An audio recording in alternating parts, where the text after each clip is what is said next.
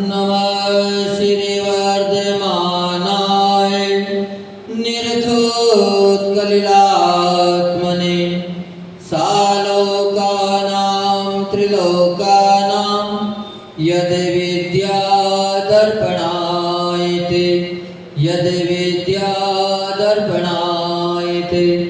मंगलं भगवान् अर्हन् मंगलं वृषभोजिन् मंगलं पूज्यपादाय पंथोजिनागमोस्तुतं जो देवादेव आदि ब्रह्मादिनाथ भगवान की जय। देवादेव भगवान श्री अजितनाथ भगवान की जय। मौल नायक भगवान श्री चैतन्य चमत्कारी से शांतिनाथ भगवान की जय। वर्तमान शासन नायक भगवान महावीर स्वामी की जय। गुरुनाम गुरु शौर्य गच्छाचार्य श्री विराग सागर जी महामुनिराज की जय। मम आराध्य गुरुदेव जिनागम पथ प्रवर्तक भावलिंगी संत राष्ट्रों की समनाचार्य गुरुदेव विमल सागर जी महामुनिराज की जय। जिनागम पंथ जय।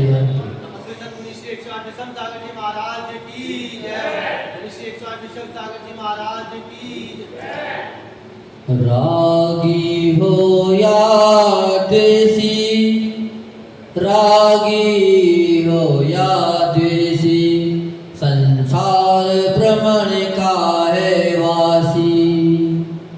व्यक्ति रागी ही हो सकता है सिद्ध शिला का वासी। वैरागी हो वैरागी संसार भ्रमण मिटाए रे। जीवन है पाने की बूंद कब मिट जाए रे। होनी अनहोनी हो, होनी अनहोनी कब क्या घट जाए रे। जीवन है पाने की बूंद कब मिट जाए रे। जय दो जिनागम पंथो अनादि अनिधन जिनागम पंथ जय बंधु। हे भव्य आत्माओं, ज्ञानी आत्माओं, अपन सभी प्रभु वर्धमान स्वामी के शासन में जन्मे और उनकी पवित्र पावन देशना को सुनकर उनके द्वारा बताए हुए जिन सूत्रों को अंगीकार कर अपने आत्मा की कल्याण का उत्थान का कार्य अपन सभी कर रहे हैं। यह अपनों भव्यता को दर्शाने वाला है, क्योंकि जो भव्य होता है वही प्रभु की वाणी को आत्मसात कर पाता है। अभव्य व्यक्ति जीव कभी भी भगवान की वाणी को नहीं सुन पाता, चाहे वो समोसण में भी क्यों नहीं पहुंच जाए। तो निश्चित ही अपन सभी लोग भव्य हैं, क्योंकि इस पंचम काल में एक मर्तबा सामने अगर कोई व्यक्ति होता है तो सामने व्यक्ति होते हुए उसकी बात फिर भी व्यक्ति सुन लेता है, मान लेता है। गुरु सामने है तो डर रहता है कि अगर झुकेंगे नहीं तो निश्चित ही प्लेसमेंट मिलेगी, तो डर से भी व्यक्ति झुक जाता है। लेकिन पीछे से विनय करने वाला, परोक्ष में सुनने वाला कोई भव्य व्यक्ति होगा, विनयवान व्यक्ति होगा, संस्कारवान व्यक्ति होगा, जब जाके वो बाद में भी उस वाणी का, उनके बताए हुए सूत्रों का अंगीकार कर पाता है। तो आचार्य भगवान पूज्यपाद स्वामी कह रहे हैं कि इस संसार में जीव क्यों भ्रमण कर रहा है।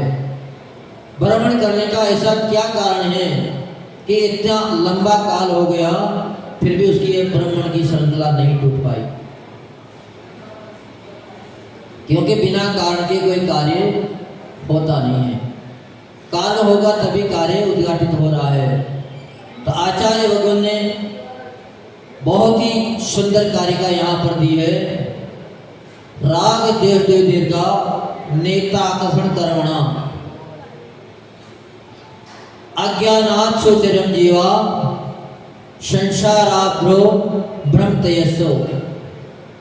ये जीव संसार में राग देश रूपी दो जो लंबी रस्सियां हैं उनके कारण कर्मों का अर्जन कर रहा है, कर्म वर्गणाओं से लिप्त हो रहा है और इसी कारण से यह अज्ञानी जीव बड़े लंबे समय से इस संसार में परिभ्रमण कर रहा है।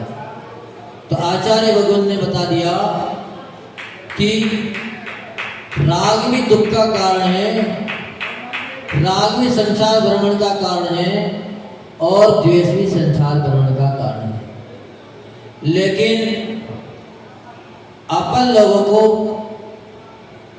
अज्ञानता के कारण ये बात समझ में नहीं आती, पर यह भी सुनिश्चित है कि जब कसमस होती है तभी उस वस्तु का सार होता है, जब दही मथा जाता है तो उनको दोनों ही तरफ घुमाया जाता है, रई चलाई जाती है तब उसमें से मक्खन निकलता है।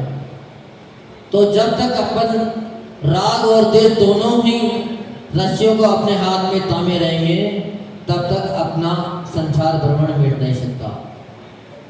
क्योंकि आप सभी ने देखा होगा दही मथते तो एक रस्सी खींचते हैं तो दूसरी ढीली करनी पड़ती है, और दूसरी खींचते हैं तो पहली को ढीली करना पड़ता है, जब जाकर उस दही में से मक्खन बाहर आता है। ऐसे मक्खन बाहर नहीं आता। आजकल भी आप दूध दही को मथते हो लेकिन फिर भी मक्खन क्यों नहीं निकलता है? क्योंकि आजकल दही कम चलाते हैं, आजकल तो मिक्सी चला देते हैं सीधे सीधे। अब जब मिक्सी में आप दही को मथने का प्रयास करोगे तो क्या उससे मक्खन निकल सकता है? नहीं निकल सकता। जब जाके दोनों ही चीज मिलेगी तब जाके उसमें से मक्खन निकलेगा। सही तरीके से भी आपको घुमाना पड़ेगा और उल्टे तरीके से भी आपको घुमाना पड़ेगा। उस पर तपेड़े पड़ेंगे जब जाकर बात बनती है। तो आचार्य भगवान कह रहे हैं कि संसार में महान शत्रु अगर कोई है, संसार भ्रमण के अगर कोई कारण है तो वह है राग और द्वेष। राग द्वेषो महाशत्रु मोक्ष मार्ग मलिम लुचो ज्ञान ध्यान तपो रत्नम हरता सुचिरा कसितम। राग और द्वेष महान शत्रु हैं, लेकिन अपन को एक तो शत्रु नजर आ रहा है और एक मित्र नजर आ रहा है। पर जहां तक शत्रु और मित्र का भेद अपने अंदर से ना मिट जाएगा तब तक अपने संसार से पार नहीं हो सकते। अपने को अंदर जितना अपन देश को संसार का कारण समझ रहे हैं उतना ही राग को भी संसार का कारण आप लोग को समझना पड़ेगा, तब जाकर आप इस संसार से पार हो सकती हो। क्योंकि इस मोक्ष के साम्राज्य को वीतरागमय विज्ञानमय मार्ग को लूटने वाले अगर इस संसार में कोई है तो वह है राग और द्वेष। ये दीर्घ काल से अपने आत्मा को मात्र लौटने का कार्य कर रहे हैं, लेकिन फिर भी अपन लोग समझ नहीं पा रहे हैं। एक को गले लगाते हैं और एक को दूर हटाते हैं। जबकि आचार्य भगवान कह रहे हैं कि अगर किसी से राग है तो दूसरे से द्वेष निश्चित ही होगा। अगर चित है तो पट मिलेगी, दोनों तरफ एक जैसा नहीं हो सकता। दिन है तो रात भी होगी। तो आचार्य पूज्यपाद स्वामी बता रहे हैं कि संसार में भ्रमण का कारण क्या है, यह जीव संसार में परिभ्रमण क्यों करता है। संसार में यदि जीव परिभ्रमण करता है उसका कारण है राग और द्वेष। यही अपने को दीर्घकाल से संसार में भटका रहे हैं। लेकिन अपन संसार का कारण किनको मान रहे हैं? अपना कोई शत्रु है उसको संसार का कारण मान रहे हैं। कोई कहता है कि लोभ संसार का कारण है, तो क्या त्याग संसार का कारण नहीं हो सकता? लोभ संसार का कारण है तो त्याग भी संसार का कारण हो सकता है। त्याग में भी अगर आपका राग है तो त्याग भी आपका संसार का कारण हो सकता है। बाहर से दिखने में हो सकता है कि आपने त्याग कर दिया, लेकिन अंदर में आपका त्याग नहीं हुआ। इसीलिए आचार्य भगवान ने कह दिया कि जो राग द्वेष रूपी रस्सियों को थामे हुए हैं वो निश्चित ही संसारवासी है। और जो अपने आत्मा में वितरागता को प्रकट कर लेता है वह आज नहीं तो कल, कल नहीं तो परसों निश्चित ही सिद्धशिला का वासी बन जाता है। सिद्धशिला को वास करने के कारण अपने को इन दोनों ही चीजों से निजात पाना पड़ेगा, क्योंकि यह समुद्र बहुत बड़ा है।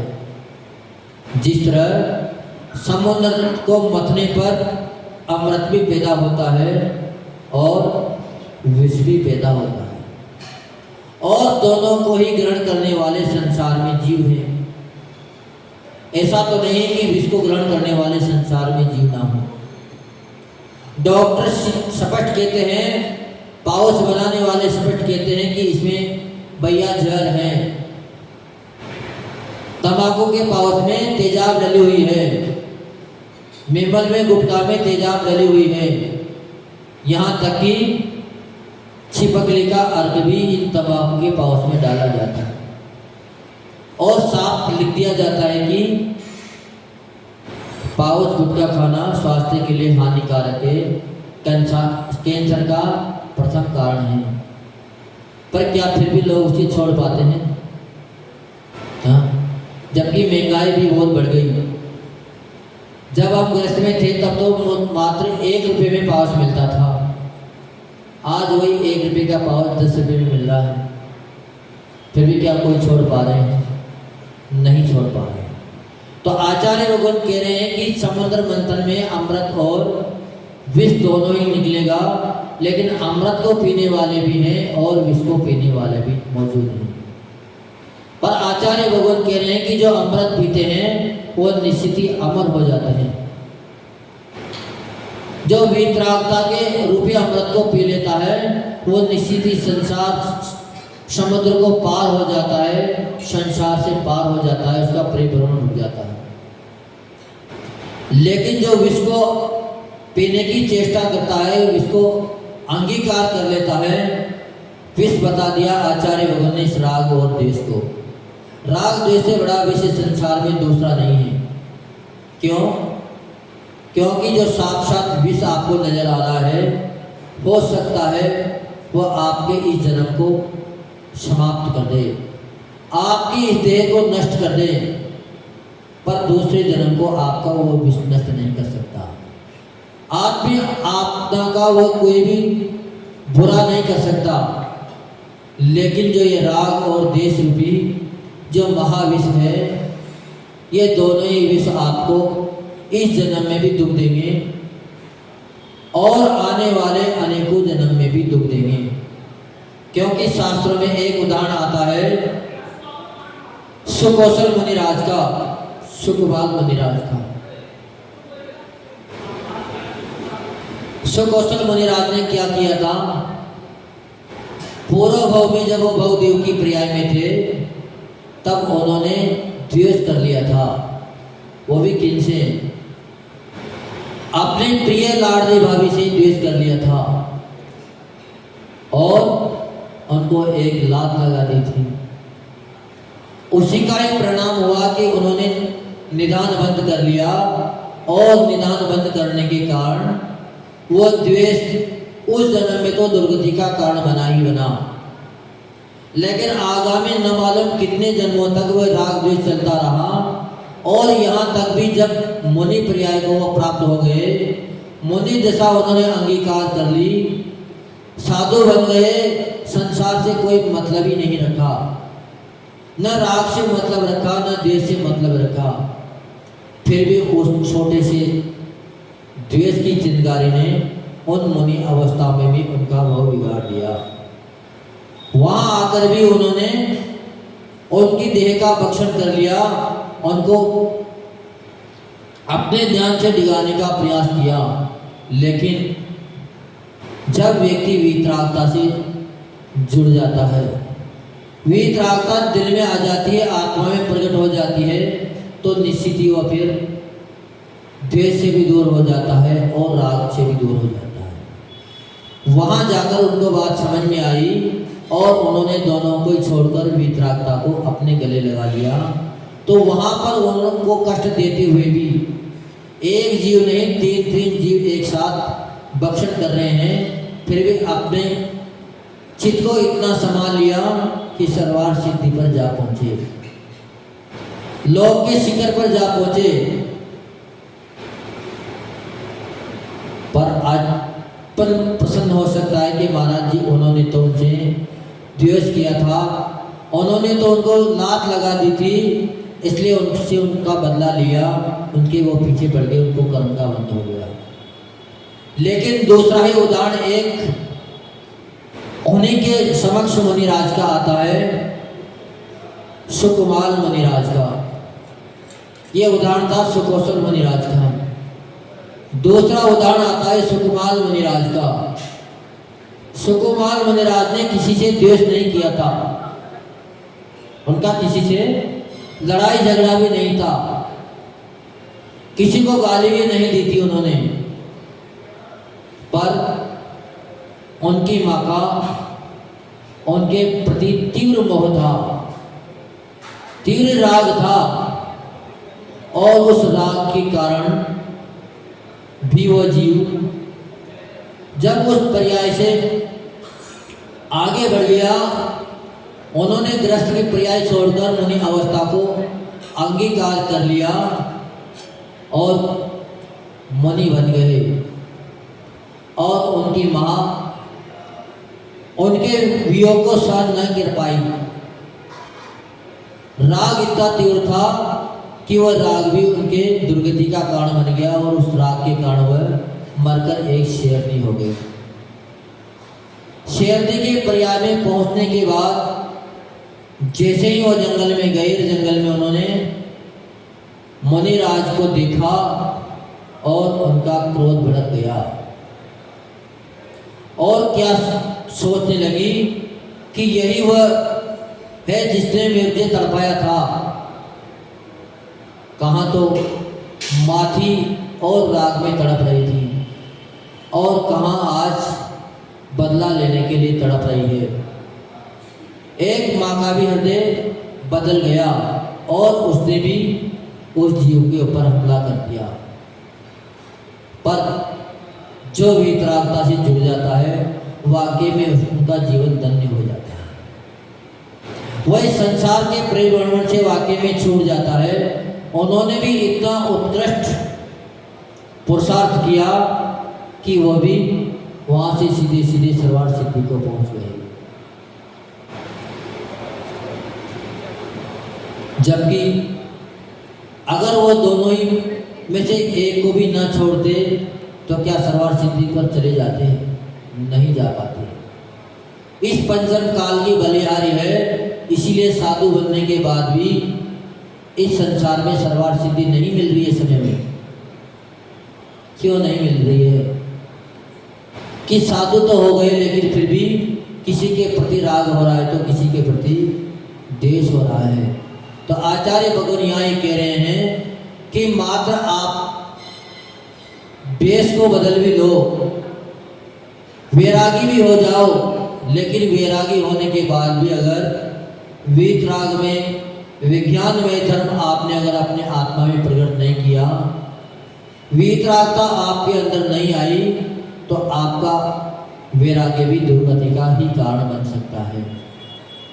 तो निश्चित ही वैसे तो वैरागी जीव कभी भी दुर्गति का पात्र होता नहीं है। वैरागी होता है वो निश्चित ही संसार से पार हो जाता है, क्योंकि जब भी संसार से में उलझेगा तो मात्र रागी और द्वेषी ही उलझेगा। हो सकता है उसकी अभी पूर्ति ना हुई हो, क्योंकि विद्यार्थी परीक्षा देते हैं अनेकों, और सभी अपनी अपनी योग्यता के अनुसार अंक प्राप्त करते हैं। पास भी सभी हो जाते हैं, कोई कोई फेल भी हो जाते हैं, लेकिन पास होने के बाद भी डिग्री भी प्राप्त कर ली, क्या उसके बाद भी किसी को, सभी को नौकरी मिल जाती है? नहीं मिल पाती। तो ऐसे ही एक वैरागी का जीवन है। वैराग्य धारण कर लिया, वैरागी बनने के बाद भी हो सकता है वो उतनी उत्तीर्ण अवस्था को प्राप्त नहीं हो पाया, ग्रेजुएट नहीं बन पाया, श्रेणी में उसका नंबर नहीं आया, लेकिन फिर भी वह निश्चित ही राग द्वेष की सीमा से तो बाहर निकल ही जाएगा, क्योंकि वैरागी कभी भी राग द्वेष में नहीं उलझता।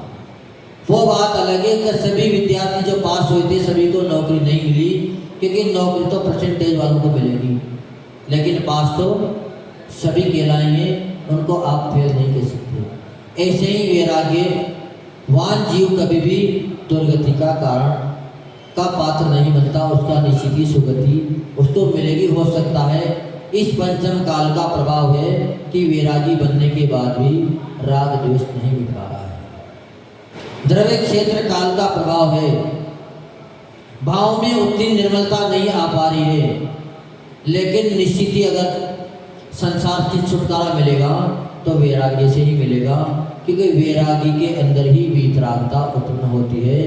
कभी रागी द्वेषी के अंदर वीतरागता प्रकट नहीं हो सकती। जब भी वीतरागता आएगी तो एक वैरागी के अंदर ही आएगी।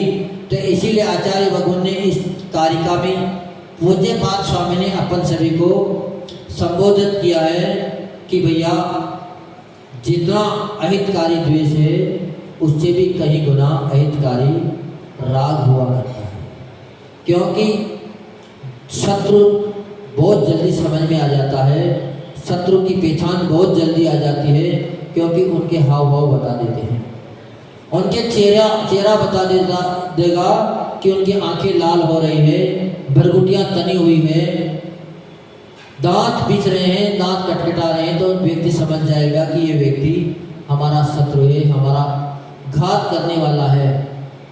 लेकिन जो व्यक्ति रागी होता है उस व्यक्ति को समझने में बहुत ही कठिनाई आती है, क्योंकि उसके अंदर मायाचारी होती है और मायाचार को समझना बहुत ही कठिन है।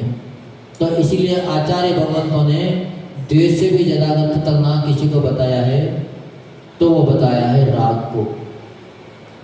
एक मर्तबा आप द्वेष कर लेना, द्वेष से आप जल्दी छूट जाओगे, लेकिन अगर आपने राग कर लिया तो आप कभी भी छूट नहीं पाओगे, क्योंकि राग की भाषा आपको समझ में ही नहीं आएगी। और जब तक राग और द्वेष दोनों ना छूटेंगे तब तक आपका संसार परिभ्रमण मिट नहीं सकता, छोड़ नहीं सकता। तो निश्चित ही अपने को इस राग द्वेष की कालिमा को मिटाना होगा और भगवान के संदेश को समझना होगा, क्योंकि संसार में इनसे बड़ी लंबी डोरी कोई दूसरी नहीं है। ये भाव तक चलती है। इनका लंबे समय कितना बताया है? 70 कोड़ा कोड़ी सागर का इनका समय बताया है। किसका? राग का। राग ही मोह है और मोह की प्रकृति सबसे ज़्यादा चलती है। द्वेष की इतनी लंबी ज़्यादा नहीं चल पा सकती, क्योंकि आप ज़्यादा देर तक क्रोध में नहीं रह सकते, लेकिन मायाचार आप बहुत समय तक कर सकते हो, दिखावा आप बहुत समय तक कर सकते हो। तो इसीलिए आचार्य भगवान ने कह दिया कि इन दोनों ही प्रकार के जहर को अपने को मिटाना होगा। द्वेष कड़वा जहर है तो राग मीठा जहर है। जैसे कहते हैं कि शक्कर चीनी के लिए क्या कह देते हैं कि मीठा भोजन है, व्यक्ति जहर से जल्दी मरता है, लेकिन कहते हैं कि शक्कर खाने वाला भी मरण को प्राप्त हो जाता है। शक्कर भी एक तरह से मीठा जहर है, अगर ज़्यादा खा लिया जाए तो शुगर पैदा कर देगा, और शुगर वाले को निश्चित ही मरण को प्राप्त होना ही पड़ेगा। तो आचार्य भगवान ने अपने को सीधी सीधी बात समझा दी कि अगर आपको इस संसार के परिभ्रमण से मिटना है और मोक्ष मार्ग को अंगीकार करना है, सिद्ध शिला का आपको वासी बनना है, तो निश्चित ही आप वीतराग में विज्ञान धर्म जो बहुत दुर्लभ है उसको अपने आत्मा में प्रकट करो, वैरागी बनना का प्रयास करो, क्योंकि वैरागी जीव ही संसारी होता है और जो संसार में रहता है वह जीव ही एक दिन इस वैराग्य के पथ पर बढ़कर वीतरागी हो जाता है। तो निश्चित ही आप सभी लोग भगवान के इशारे को समझ गए होंगे, क्योंकि अपन सभी अज्ञानता के कारण मित्र को तो गले लगा लेते हैं, लेकिन शत्रु को दूर भगाने का प्रयास करते हैं। जबकि आचार्य भगवंत ने कल भी बताया था कि जितनी आपके अंदर शुद्धि होगी उतनी आप विशुद्धि को प्राप्त हो पाओगे। तो जब भी संसार परिवार मिटेगा तो निश्चित ही वीतरागता से वैराग्य से ही संसार भ्रम मिटेगा। तो अपन सभी लोग न राग में उलझें और न ही द्वेष में उलझें, दोनों को ही अपने संसार का कारण माने। तो निश्चित ही आपका संसार भ्रम उठकर इस जीव का उत्थान आप कर लोगे। लेकिन एक में अगर आप उलझे रहे तो कभी भी आपका कल्याण नहीं हो सकता। तो निश्चित ही अपने को न राग करना है, न किसी से द्वेष करना है, मात्र मध्यस्थ रहना है। और अपन मंदिर में केवल मात्र राग द्वेष को ही मिटाने आते हैं, लेकिन अज्ञानता इतनी प्रबल है कि यहाँ आकर भी अपन सभी वापस ही राग द्वेष में मिल जाते हैं। घर में आपने अगर देखा हो तो ऐसे वैसे व्यक्ति हमने यहाँ भी देखे, बाहर भी देखे। मंदिर में आते हैं तो व्यक्ति लड़ रहे हैं, एक दूसरे को विपक्षी समझ रहे हैं, और जैसे ही बाहर निकलेंगे मंदिर के, दोनों ही एक प्लेट में बैठकर खा रहे हैं। हाँ, इससे ज़्यादा बड़ा अज्ञानी जीव क्या होगा। हाँ, ये मात्र केवल गिद्ध की पर्याय में जाने वाले लोग हैं कि खुद तो मजे से खाएंगे और दूसरों को लड़ाएंगे। तो इसलिए अपन को दोनों न राग से मतलब रखना है, न द्वेष से मतलब रखना है। अपने को तो मात्र वीतरागता को अपनाना है, और खासकर जिन मंदिर में आकर तो दोनों से ही छुटकारा पाना है। हो सकता है स्वार्थों से एक बार घर परिवार में आपका राग द्वेष बन जाए, तो वह राग द्वेष वहाँ का बता हुआ आपका मंदिर में आते ही छूट जाएगा। क्योंकि भगवान की भक्ति का इतना प्रभाव है, इतना प्रभाव है कि लाखों जन्मों तक बांधा हुआ कर्म भी मात्र एक भाव में मिटा सकते हो। कितने भाव में? एक भाव में नहीं, मात्र 48 मिनट में आप जन्मों जन्मों के में जो बांधे कर्म हैं, उन कर्मों को आप मात्र 48 मिनट में मिटाकर सिद्धिशिला का वासी बन सकते हो। और वो सिद्धिशिला आपको जिनालय में ही मिलेगी, क्योंकि जिसने वो पा लिया वही उसका मार्ग बता सकते हैं। तो एक बार भूल हो जाए, घर में राग द्वेष हो जाए, तो आपका ज़्यादा अहित नहीं होगा, आपका ज़्यादा बिगाड़ नहीं होगा। लेकिन निश्चित ही अगर अपन धर्म के मार्ग पर आने के बाद भी अगर राग द्वेष को नहीं छोड़ पाएंगे, वैरागी बनने के बाद भी अगर राग द्वेष को नहीं छोड़ पाएंगे, तो निश्चित ही अपन इस संसार में ही परिभ्रमण करते रहेंगे, लेकिन कभी भी संसार से अपन पार नहीं हो सकते। तो आचार्य लोगों ने दोनों को यही बता दिया, राग भी है तो द्वेष भी है। पर समझना होगा कि कौन सा राग है, कौन सा राग छोड़ने लायक है, कौन सा द्वेष छोड़ने लायक है। क्योंकि अभी तक अगर प्रशस्त राग आप कर रहे हो तो इस पंचम काल में राग भी करने लायक है, पर होना चाहिए प्रशस्त। पंच प्रविष्टि के प्रति अगर आपका राग है तो भी आपकी सदगति का कारण बन जाएगा। पर जब आप पंचम काल से छठे गुणस्थान से आप ऊपर बढ़ गए, तो फिर आपको न पंच प्रविष्टि से मतलब, न तीर्थंकर से मतलब, न किसी गुरु से मतलब, फिर आपको मात्र एक वीतरागता को शरण देना है। तो निश्चित ही घर परिवार में गलती हो जाए कोई बात नहीं, लेकिन धार्मिक स्थानों में कभी भी ऐसी गलती नहीं होना चाहिए। वहाँ से अपने को बचने का सतत प्रयास करना चाहिए। जो परम पूज्य बावलिंग संत राष्ट्रीय कृष्णाचार्य गुरुदेव विमल सागर जी महामुनिराज की